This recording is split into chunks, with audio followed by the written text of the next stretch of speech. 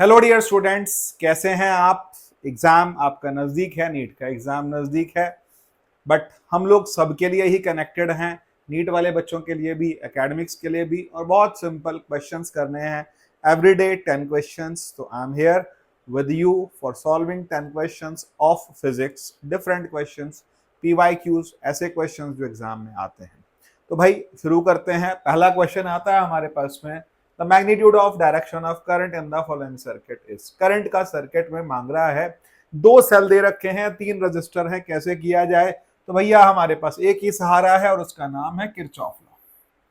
हमने ये सर्किट में अपनी डायरेक्शन ली और एक करंट ले लिया मैंने जिसका नाम लिखा आई। तो वोल्टेज कितनी है, कहता है 10 - 5 is equal to 1 plus 7 plus 2, कितना हो गया 10i। इसका मतलब क्या मिल गया मुझको, 5 इज इक्वल टू 10i और i is equal to 0.5 ampere.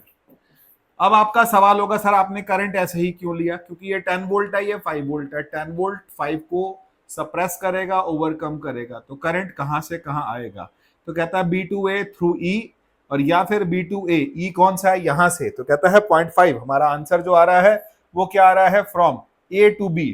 Current कहां से कहां जा रहा है, A to B through E, ये आंसर होगा। या फिर अगर हम यहां से लेते हैं तो करंट BCDA होगा और उसके बाद A से B जाएगा और थ्रू E जाएगा। तो हमारा आंसर आ गया क्वेश्चन नंबर 1 का, ऑप्शन नंबर 2 या फिर option number B.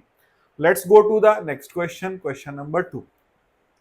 The net magnetic flux through any closed surface. भाई ये बात ध्यान रखिएगा कि मैग्नेटिक फ्लक्स कभी भी सिंगल चार्ज से नहीं होता। चार्ज से तो होता ही नहीं है, किससे होता है, सिंगल पोल से नहीं होता, दो पोल से होता है। नॉर्थ साउथ से होता है, साउथ अकेला नहीं होगा, नॉर्थ अकेला नहीं होगा। जब दोनों होंगे तो मैग्नेटिक फ्लक्स क्या होगा, एक का रिपेलिंग एक का अट्रैक्टिंग। तो इसका मतलब नेट मैग्नेटिक फ्लक्स क्या होगा, जीरो। इसका आंसर बिना कुछ सोचे हम जीरो लिख सकते हैं। नेक्स्ट क्वेश्चन पर आते हैं। A bullet is fired from a gun at a speed of 280 metre per second in the direction 30 degree above the horizontal. The maximum height attained by the bullet is। sin 30 की value दे रखी है, हमारे को g की value दे रखी है, और यहाँ पर हाइट पूछ रहे हैं। यहाँ पर एक बात समझिए कि बुलेट के केस के अंदर बुलेट फायर की गई from a gun at a speed of 280 metre per second. वैसे एक बात हम आपको बता दें कि बुलेट के केस में हमको इतना ज्यादा प्रोजेक्टाइल नहीं लेना चाहिए, हमको स्ट्रेट लाइन मोशन का सॉल्व करना चाहिए। But still he has given all the values, so we are doing in that way.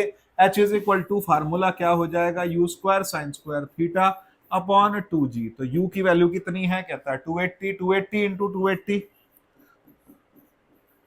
Into sine 30। Sign 30 का स्क्वायर कितना होगा, 1/4 हो जाएगा, अपॉन 2 इंटू ग्रेविटी इज 9.8। 9.8 दिया है तो हमको 9.8 ही लेनी पड़ेगी। अब इसके बाद यहाँ सिंप्लीफाई करें तो हमारे पास कितना आएगा, 140 इंटू 140। मैंने जानबूझ के 140 कर दिया। यहाँ कितना आ जाएगा, 90 14 इंटू 14। हमारे पास 14 का स्क्वायर कितना होता है, 19600, उसका 2 आ जाएगा अपॉन, तो 9800 आ जाएगा। 9800 को 9.8 से डिवाइड कर दिया जाएगा, तो ये वैल्यू मेरे पास कितनी आ जाती है, वैल्यू आ जाती है 1000 मीटर। तो मेरा आंसर आ गया 1000 metre will be the height. Next question की ओर चलते हैं। क्वेश्चन नंबर आ गया मेरा 4। Two thin lenses of same focal length, one is convex, other is concave. When they are placed in contact with each other, the equivalent focal length will be। तो भाई power is equal to क्या होगी, दोनों की power होगी P1 plus P2। तो कहता है एक प्लस की एक माइनस की पावर 0 हो गई, तो 1/f इज इक्वल टू 0 हो गया। और कंबाइंड फोकल लेंथ क्या हो जाएगी, infinity. It will behave like a plane glass. Let's go to the next question. Question number आ गया मेरा 5। 5 क्वेश्चन क्या कहता है, इसको भी समझते हैं। Net impedance of the circuit will be. Impedance मांगा जा रहा है हमसे, कैसे सॉल्व करेंगे जरा ध्यान दीजिए। आपको इंडक्शन दे रखा है, आपको कैपेसिटर दे रखा है, आपको रेजिस्टेंस दे रखा है। हम कैसे कैलकुलेट करेंगे, तो फार्मूला आ जाता है z is equal to square root of XL minus XC का whole square plus R square. तो एक्सएल की वैल्यू कैसे निकाली जाए, तो एक्सएल आता है मेरे पास में ओमेगा एल। ओमेगा को मैं लिखता हूं 2 pi into F into L. 2 pi into frequency कितनी है, कहता है 50 हर्ट्ज है, इंटू एल की वैल्यू कितनी है, कितना 50 अपॉन पाई। मेगा हेनरी है तो मिली हेनरी है, 10 टू द पावर -3 हो जाएगा। यहाँ आएगा 2500 इंटू 2 5000। 5000 से 5 आ गया, 5 ओम एक्सएल मिल गया। अब मुझे एक्सी फाइंड करना है। एक्सी क्या होता है, 1/2 पाई एफ सी। तो 1/2πf की वैल्यू कितनी है, कहता है फ्रीक्वेंसी की वैल्यू दे रखी है 50 इंटू सी की वैल्यू कितनी है 1000 और अपॉन पाई, तो पाई ऊपर आ जाएगा, पाई से पाई कट जाएगा 100 और यहाँ पर माइक्रोफेरड है तो माइक्रोफेरड के लिए 10⁻⁻6 भी आएगा। अब -6 आएगा तो यहाँ वैल्यू क्या बनती है 10⁻³ बनेगा, 10⁻1 बनेगा, 1/10⁻10 XC की वैल्यू 10 ओम आ गई। XC मिल गया, XL मिल गया, R मुझे पता है तो मैं Z कैसे निकालूंगा, तो कहते हैं Z को हम लिख लेंगे square root of XL minus XC या फिर XC माइनस XL 10⁻5 का स्क्वायर, क्योंकि स्क्वायर हो जाना है तो 25 प्लस R का स्क्वायर 100 हो जाना है और ये आ जाएगा 125। 125 का स्क्वायर रूट आ गया मेरे पास 5√5 ओम। ऐसा कोई ऑप्शन बन रहा है, बिल्कुल बन रहा है, ऑप्शन नंबर 3 बन रहा है हमारा। क्वेश्चन सॉल्व हुआ, क्वेश्चन नंबर 5। अब आ जाते हैं क्वेश्चन नंबर 6 पर। 6 क्या कहता है, the x t graph of a particle performing simple harmonic motion is shown in the figure, the acceleration of the particle at t = 2 seconds. तो भाई हम यहाँ क्या करें, यहाँ तो डिस्प्लेसमेंट दिया हुआ है और सिंपल हार्मोनिक मोशन में दिया है। सिंपल हार्मोनिक मोशन में डिस्प्लेसमेंट t = 2 पर कितना होगा, तो कहते हैं डिस्प्लेसमेंट की वैल्यू या फिर एम्पलीट्यूड की वैल्यू 1 मीटर आ रही है, तो अल्फा = होता क्या है -ω²a या फिर -ω²x। यहाँ पर x की जगह मैं a लगाऊंगा। अब ओमेगा क्या होगा, तो कहता है ओमेगा कैसे निकाला जाए, तो टाइम पीरियड कितना है, कहता है 8 सेकंड है, तो इसका मतलब ओमेगा क्या होगा 2π/8 होगा। 2π/8 का मतलब π/4 हो गया। और एक बात याद रख लेना बच्चों कि पाई की का जो स्क्वायर होता है वो अप्रोक्सीमेटली 10 होता है, तो थोड़ा सा ध्यान रखिए कभी कैलकुलेशन ना हो पाए। फिलहाल यहाँ आंसर पाई की टर्म्स में दिया है, तो पाई स्क्वायर कितना हो गया 16, π²/16 और इंटू 1, तो कुल मिला के जो हमारा आंसर बनता है वो एक्सेलरेशन आ रहा है -π²/16। Let's go to the next question. Question number आ रहा है 7। A bullet from a gun is fired in a rectangular wooden block with velocity u. When bullet travels 24 meters through the block along the length horizontally, the velocity of bullet becomes u/3. Then it further penetrates into the block in the same direction before coming to rest exactly at the other end of the block. The total length of the block. तो पहला part बोलता है कि अगर जब 24 centimetre चल जाता है तो उसकी वेलोसिटी u/3 हो जाती है। तो ये रिटार्डेशन का केस है बेटे।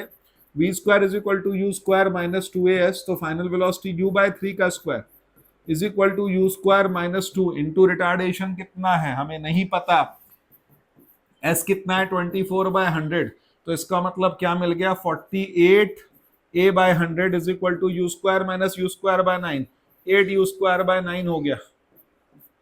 अब 8 से कटेगा तो 6 आ जाएगा और यहाँ क्या मिल रहा है 6 9 54a/100, इट्स कमिंग 27a/50। ये u² का वैल्यू मिल गया। अब बोलता है टोटल लेंथ। अब टोटल लेंथ निकालने के लिए मैं क्या करूंगा, कहता है फाइनल वेलोसिटी 0 हो गई, 0² = u² - 2as, तो फाइनल वेलोसिटी के लिए अब मेरे को डिस्प्लेसमेंट निकालना है, तो 2as = u²। अब यहाँ u² की वैल्यू कितनी है 27a/50, तो 2as = 27a/50, इसका मतलब a से a कट गया। अब s की वैल्यू कितनी आ गई 27/100, 27/100 का मतलब 0.27 मीटर। ऐसा कोई ऑप्शन है, बिल्कुल है, 27 सेंटीमीटर हमारा आंसर आता है क्वेश्चन नंबर 7 का। The horizontal bridge is built across a river, a student standing on the bridge throws a small ball vertically upwards with the velocity. इस क्वेश्चन को बहुत ध्यान से समझिएगा कि ब्रिज के ऊपर खड़े होकर के एक पर्सन ने एक बॉल को ऊपर फेंका, फिर वो नीचे आई। ये इस तरह का क्वेश्चन जब आता है तो फिर हम क्या करते हैं, जब ये ऊपर गया फिर नीचे आया तो कहता है ऊपर कितनी वेलोसिटी से फेंका, कहता है 4 मीटर पर सेकंड से। पूछी ये वाली हाइट है and he has given the total time. ऐसे क्वेश्चन में जब ऑब्जेक्ट ऊपर जाकर के वापस आती है, ऐसे में हम 3 इक्वेशंस ऑफ मोशन के बजाय एक और इक्वेशन लगाते हैं और वो इक्वेशन आती है तो सिमिलर, लेकिन फार्मूला बनता है -ut + ½ gt²। and he is asking us the height. Velocity is what -4 into time कितना है 4 + 1/2 into gravity कितनी है 10 into t², तो 10 into 4 का स्क्वायर, तो ये आ गया -16 और प्लस यहाँ कितना होगा 16 into 5 80, 80 - 16 it is coming 64 metres. तो आंसर आ रहा है हमारा 64 metres. Let's go to the next question. Question number आ गया 10। क्वेश्चन 10 क्या कहता है, 10 resistors each of resistance are connected in series to a battery of EMF E and negligible internal resistance, then those are connected in parallel to the same battery, the current is increased n times, the value of n। तो वो बोलता है कि अगर हम इन्हीं को सबको पैरेलल में लगा दें तब करंट कितना हो जाएगा। तो पहले केस में जब सीरीज में लगाएंगे तब नेट रेजिस्टेंस होगा 10R और करंट आएगा मेरे पास में E/10R। लेकिन दूसरे केस में जब आपने पैरेलल में ले लिया तब रेजिस्टेंस आ जाएगा R/10 और करंट आ जाएगा E/R/10। तो इसका मतलब E/R की वैल्यू 1/10 आ रही है, E/R की वैल्यू 10I आ रही है। तो I2 इज इक्वल टू मेरे पास कितना आ रहा है, E/R is equal to 10I1 into 10। तो I2 कितना आ गया, 100 टाइम्स I1। तो इसका मतलब कितना टाइम्स बढ़ गया, N की वैल्यू आ गई मेरे पास में 100। Let's go to the next question. Thank you, see you in the next class.